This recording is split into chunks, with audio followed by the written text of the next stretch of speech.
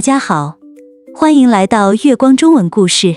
大家好，欢迎来到月光中文故事。今天我们听3个关于第一部的中国故事。今天我们听3个关于第一部的中国故事。主题是别让害怕挡住你的第一步。主题是别让害怕挡住你的第一步。很多事情刚开始时，我们都会有点害怕。很多事情刚开始时，我们都会有点害怕。可是如果一直停在原地，路就不会自己出现。可是如果一直停在原地，路就不会自己出现。现在你可以打开字幕，慢慢听，也可以跟着读。现在你可以打开字幕，慢慢听，也可以跟着读。接下来，我们先从井底的一只小青蛙开始。接下来，我们先从井底的一只小青蛙开始，看它怎样面对外面的大世界。看它怎样面对外面的大世界。井底住着一只小青蛙，井底住着一只小青蛙。每天抬头，它只能看见一小块圆圆的天。每天抬头，它只能看见一小块圆圆的天。它一直以为天空就只有这么大。它一直以为天空就只有这么大。有一天，井边传来声音，说外面的世界大得很。有一天，井边传来声音，说外面的世界大得很。小青蛙听了，心里有点害怕。小青蛙听了，心里有点害怕，可又忍不住好奇，真正的天空是什么样子。可又忍不住好奇真正的天空是什么样子。于是，它一点一点往井边爬。于是，它一点一点往井边爬。心里的害怕还在，可他没有让恐惧拦住自己的第一步。心里的害怕还在，可他没有让恐惧拦住自己的第一步。探出头的那一刻，他才发现，只要迈出第一步，天空远比想象中辽阔。只要迈出第一步，天空远比想象中辽阔。井底之蛙说的是见识太少的人。井底之蛙说的是见识太少的人。这个故事提醒我们，不要一直困在自己的小世界里。这个故事提醒我们，不要一直困在自己的小世界里。对未知感到害怕是很正常的。对未知感到害怕是很正常的。但只有勇敢走出去，才能看见新的路。但只有勇敢走出去，才能看见新的路。害怕，害怕，害怕，害怕。我有点害怕。我有点害怕。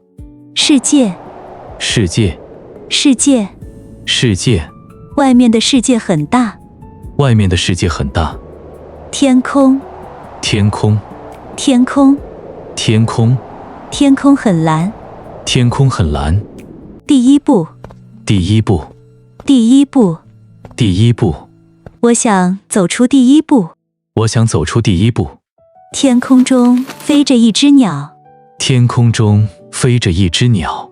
它曾经受过很重的伤。它曾经受过很重的伤。这天，它忽然听到拉弓弦的声响。这天，它忽然听到拉弓弦的声响。它心里立刻充满了恐惧。它心里立刻充满了恐惧。它的翅膀明明完好，可心先乱了。它的翅膀明明完好，可心先乱了。它越飞越不稳，慢慢从空中落了下来。它越飞越不稳，慢慢从空中落了下来。它不是没有飞翔的能力，是过去的恐惧困住了它。它不是没有飞翔的能力，是过去的恐惧困住了它。惊弓之鸟说的是受过惊吓的人。惊弓之鸟说的是受过惊吓的人。有时候，我们不是没有能力。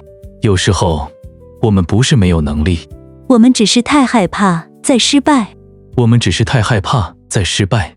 学中文说错一次，不代表你不能说。学中文说错一次，不代表你不能说。慢慢再试一次，勇气会回来。慢慢再试一次，勇气会回来。受伤，受伤，受伤，受伤。小鸟受伤了。小鸟受伤了。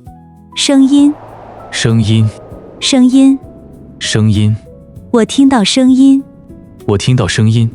翅膀，翅膀，翅膀，翅膀，鸟有翅膀。鸟有翅膀。勇气，勇气，勇气，勇气，我需要勇气。我需要勇气。纪昌想学射箭，纪昌想学射箭，可是他一开始也有点害怕。可是他一开始也有点害怕。他怕自己学不会，也怕自己做不好。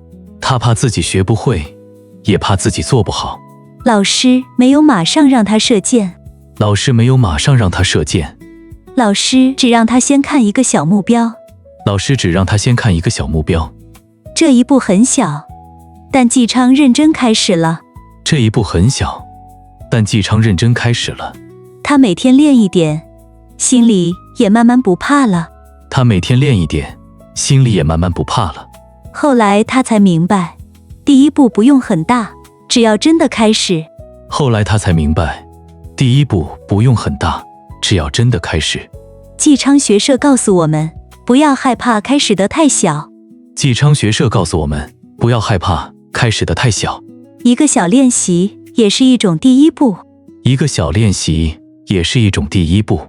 只要每天做一点，人就会慢慢变强。只要每天做一点，人就会慢慢变强。学习中文也是这样，先说一句就不要怕。学习中文也是这样，先说一句就不要怕。练习，练习，练习，练习。我每天练习中文。